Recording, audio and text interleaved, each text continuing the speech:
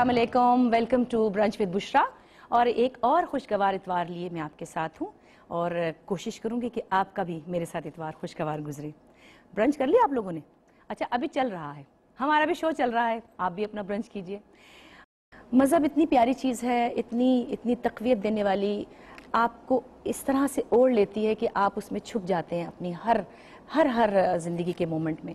اور اس کو بتانے والے، اس کو سمجھانے والے بہت سے ایسے لوگ ہوتے ہیں جن سے پھر آپ پیار کرنے لگتے ہیں. چند سال پہلے آپ نے ٹیلی ویژن پہ ایک پروگرام دیکھا جیو پر، اور اس میں ایک بہت ہی مختلف شکل میں آپ نے مذہب کے بارے میں جاننے کی کوشش کی. اس پروگرام کو شروع کرنے والے، اس آئیڈیا کو شروع کرنے والے ایک بہت ذہین نوجوان مذہبی اسکالر کو آپ نے دیکھا، اور یہ دیکھا کہ وہی باتیں جو آپ ہمیشہ سنتے آئے تھے، یہاں سے وہاں سے پڑھتے تھے، کسی جگہ سے کبھی کسی سے گائیڈنس لے لیتے تھے، وہی باتیں آپ کو جو سمجھ میں نہیں آتی تھیں، کتنی آسانی سے اور کتنی خوبصورتی سے انہوں نے آپ کو سمجھائیں.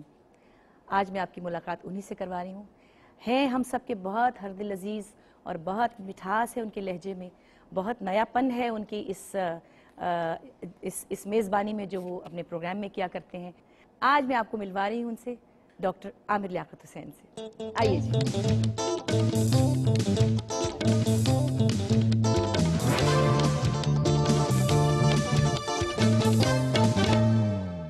ڈاکٹر صاحب، سر میں بڑا درد ہے، کوئی ایسپرو کی گولی؟ جی آپ ابھی شروع میں بتا چکی ہیں، میں وہ ڈاکٹر نہیں ہوں. میں تو وہی تو کہہ رہی ہوں کہ آپ، مطلب میں کہتی ہوں کہ یہ پڑھے لکھے والے ڈاکٹر ہیں، یہ دوسرے والے نہیں ہیں.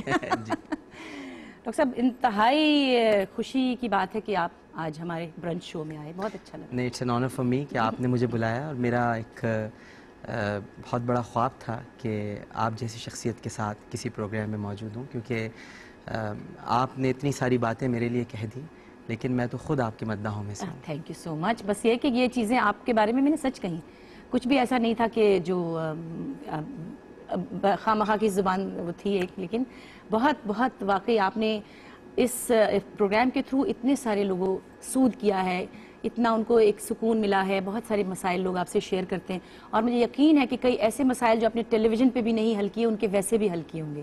جی ہاں، کیونکہ لوگوں کے بہت سے سوال ایسے ہوتے ہیں جو ٹیلی ویژن پہ شاید کرنا نہیں چاہتے، ای میلز کے ذریعے، خطوط کے ذریعے. بالکل صحیح. تو وہ ایک طرح کے آپ فیتھ ہیلر ہیں، اور یہ بہت مشکل ہوتا ہے، اور اتنی ینگ ایج میں بڑا ایک ماشاءاللہ آپ کا کمال ہے.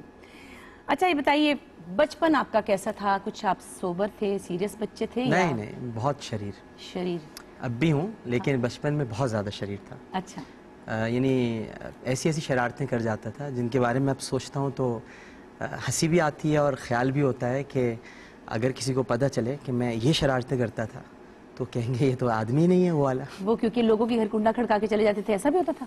کنڈیاں لگا دیتا تھا، باہر سے کنڈیاں لگا دیتا تھا. اچھا.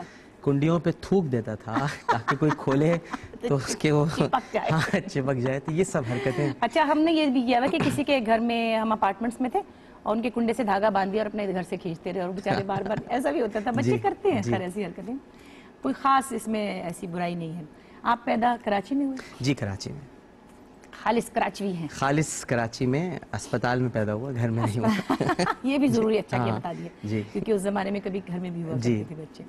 اچھا، آپ نے تعلیم بھی سب پھر یہیں مکمل؟ جی، کراچی میں نے برائٹ فیوچر اسکول سے ابتدائی تعلیم حاصل کی، پھر علی اسکول سے میٹرک کیا.